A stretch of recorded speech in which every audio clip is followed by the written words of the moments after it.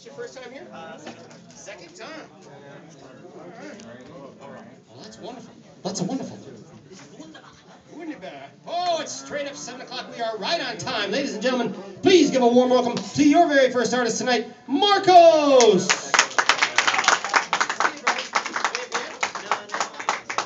All right. You know where the mic is there? You're on it, baby.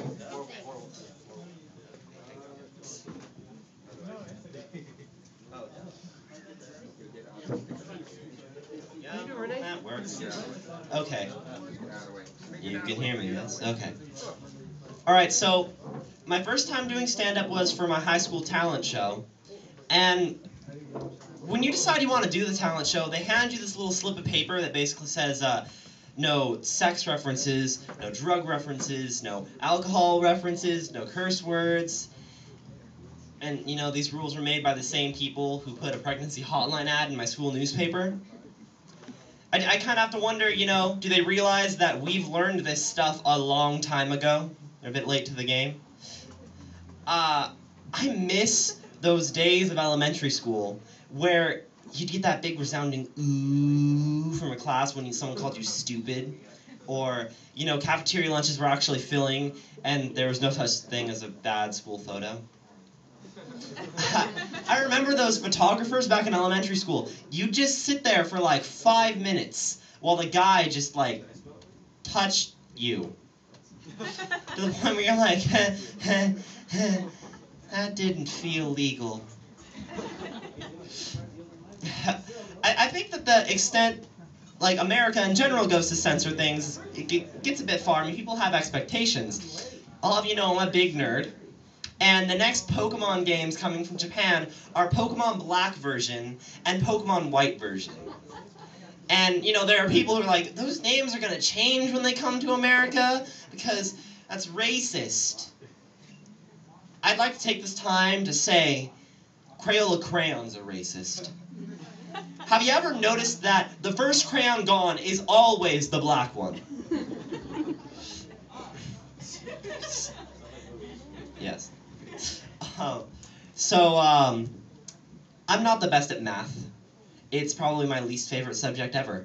And what gets to me is when your math teachers try and get you to do math, like people who like English like me to do math, with word problems, because they just never make sense to me. It's like, if train A is going 50 miles an hour and it's 40 miles from the station, train B is 30 miles from the station going 60 miles an hour, I'm going to check the train schedule. If I need to get 10 feet up my house and the ladder needs to be put 3 feet away from the house, I'm asking the guy at Home Depot what ladder I need. And if Sally has 5 gummy worms and Mark has 3 gummy worms, I'm thinking about gummy worms right now. I don't care about math. Okay, but the sad thing about math is I failed the class even after I transferred down from honors into normal math. And I'm pretty sure any of you have experienced something like this at some point in your life, where I just sat down with my counselor and she looks at me and she's like, when you go into the real world, you're not always going to be able to take the easy way out. Shouldn't I seize the opportunity while I have it then? I hate it when my mentors are like that to me. Like, I'm late for school and my mom's yelling at me, hurry up, if you get a job, you're gonna get fired for being late. If I get a job, I get paid to be there on time. I don't get anything for it. I don't even get a thank you for being in school on time.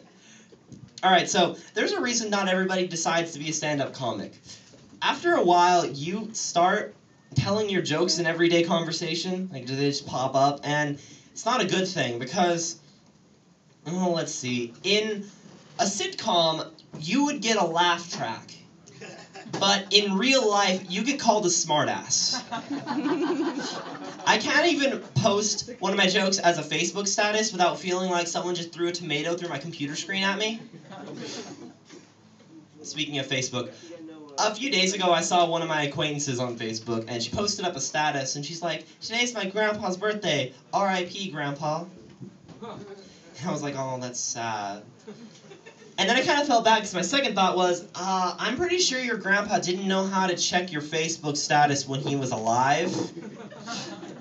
I don't think he's going to be keeping track of your updates from beyond the grave. Just saying. Alright, so, and speaking of computers, my friend plays WoW a lot. And every time I go over to his house, I'm always seeing him playing as a female character.